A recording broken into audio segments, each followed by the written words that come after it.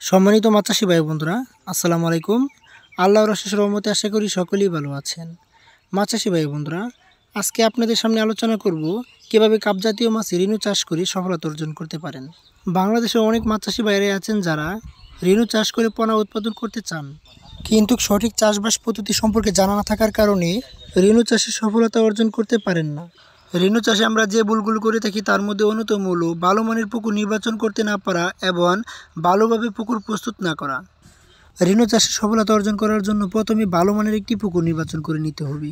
পুকুরটি এমন একটি স্থানে হতে হবে যেখানে দিনের 8 ঘন্টা সূর্যের আলো পড়ে এবং বড় ধরনের কোনো গাছপালা নেই, আর যদিও থাকে তাহলে অবশ্যই তা ছাঁটাই করে ফেলতে হবে।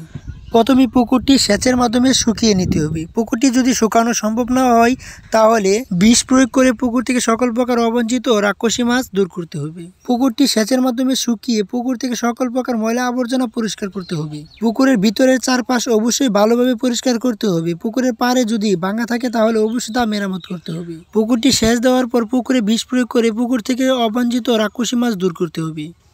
ভালোভাবে খেয়াল রাখতে হবে পুকুরে যাতে কোনো প্রকার অবাঞ্ছিত রাক্ষসী মাছ না থাকে। বিষ প্রয়োগ করার একদিন পর পুকুরে মই দেওয়ার ব্যবস্থা গ্রহণ করতে হবে। পুকুরে মই দেওয়ার ফলে মাটির তলায় যে বিষাক্ত গ্যাস থাকে তা বের হয়ে যায়। পুকুরে মই টান দেওয়ার পর চুন প্রয়োগ করার ব্যবস্থা গ্রহণ করতে হবে। প্রতি শতকে 300 থেকে 400 গ্রাম হারে চুন প্রয়োগ করতে হবে। চুন প্রয়োগ করার পর পুকুরে ইউরিয়া, টিএসপি এবং পটাশ সার প্রয়োগ করতে হবে। ইউরিয়া প্রতি শতাংশে 200 গ্রাম, টিএসপি প্রতি শতাংশে 150 গ্রাম এবং পটাশ সার প্রতি শতাংশে 100 গ্রাম করে প্রয়োগ করতে হবে।